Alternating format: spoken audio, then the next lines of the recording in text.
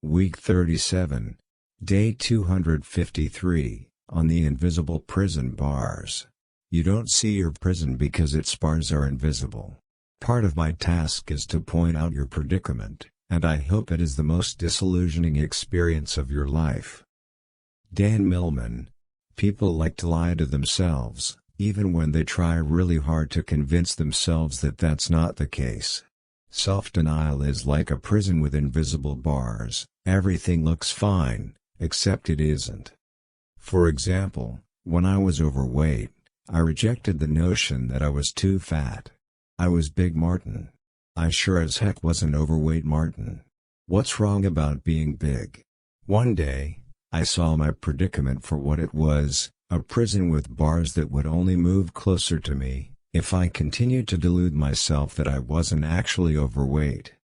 If you can't generate such an epiphany yourself, it might be worth it to expose yourself to some constructive criticism from a professional, a doctor, a fitness instructor, a business mentor, or a life coach, in order to see your blind spots, or rather, take your blinders off and stop lying to yourself. Are there any aspects of your life about which you lie to yourself? Is there something that you think is generally considered bad but you think that it's okay in your case? What makes you think that you're different? Day 254, on capitalizing on your talents. Overcoming deficits is an essential part of the fabric of our culture. Our books, movies, and folklore are filled with stories of the underdog who beats 1 in a million odds. And this leads us to celebrate those who triumph over their lack of natural ability even more than we recognize those who capitalize on their innate talents. As a result, millions of people see these heroes as being the epitome of the American dream and set their sights on conquering major challenges. Unfortunately, this is taking the path of most resistance. Tom Rath. Beware of applying your self-discipline where it's least likely to make a positive impact. If something is your weakness and it's not a matter of life or death, like healthy nutritional habits or regular physical activity are, it might make more sense to give up than to try to conquer something in which ultimately you'll never be good. For example, I'm a natural introvert. I don't use it as an excuse not to socialize or have poor communication skills, but I've accepted that I don't recharge when I'm in a large group of people. Consequently, I don't strive to become the life of the party because it clashes with my personality. Instead of forcing myself to socialize as much as it's possible against my nature, I decided to focus on a different aspect of my communication skills, better communication in one-on-one conversations. This way, I can still improve myself, but in a way that will bring better results than trying to triumph over something that isn't, and never will be, my natural ability. In the case of working on your strengths or weaknesses, taking the path of most resistance is the wrong choice. Focus on your strengths, and become as good as you can in what naturally comes to you, as that's where you'll benefit most from increased self-discipline. Day 255, on self-image.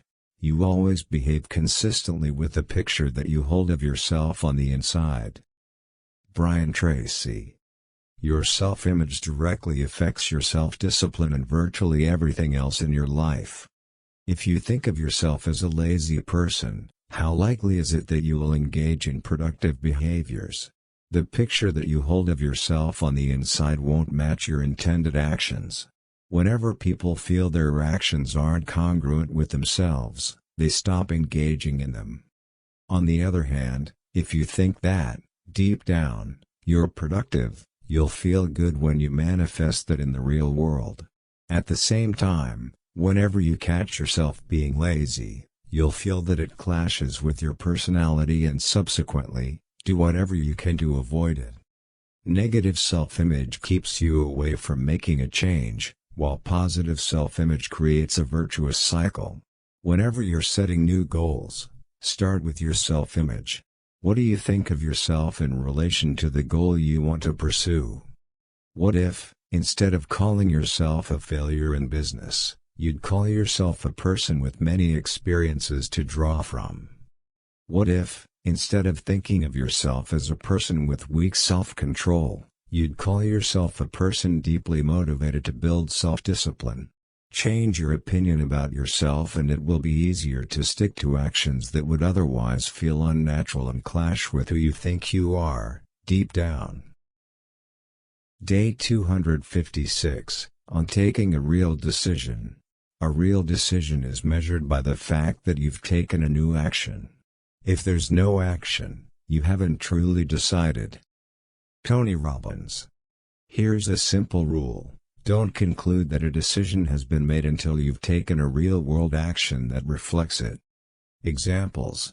If you decided to change your nutritional habits, no real decision has been made unless you physically get rid of junk food from your house and prepare a healthy meal.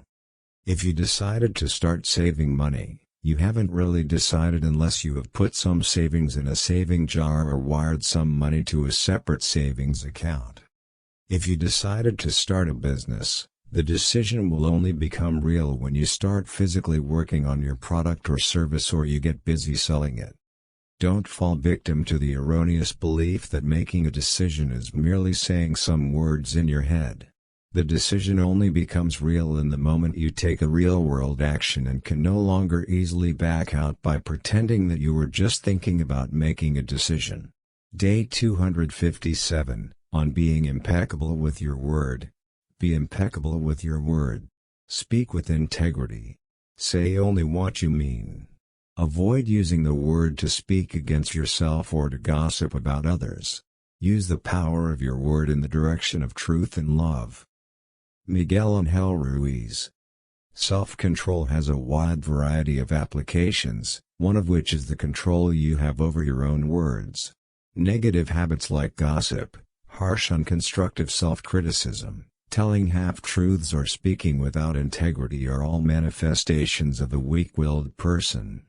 A person who's in control of their speech, who makes sure that their words are used primarily to tell the truth or are motivated by love and other positive emotions, will spread positivity and respect.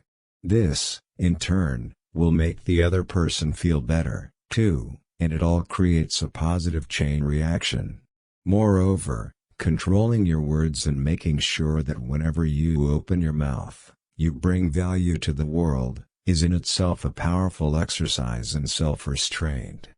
On the other end of the spectrum, a vile person who constantly gossips about others, hides what they think, and uses their words to hurt others, will ultimately live a bitter, gloomy life. Being impeccable with your word is a big challenge, and possibly a lifetime endeavor, but it's well worth the benefits. Start now by developing more awareness of how you use your words, and change them whenever your motives aren't positive. Day 258, on helping, with no strings attached. Successful people are always looking for opportunities to help others.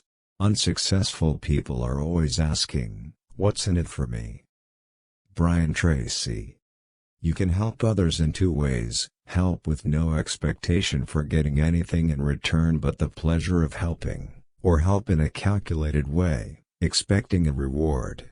Obviously, some situations require scratching each other's back. It would be foolish to help someone without expecting a clear compensation in return if you're conducting a regular business transaction. However, many trivial everyday situations are opportunities for learning to exhibit the other approach, offering help with no strings attached.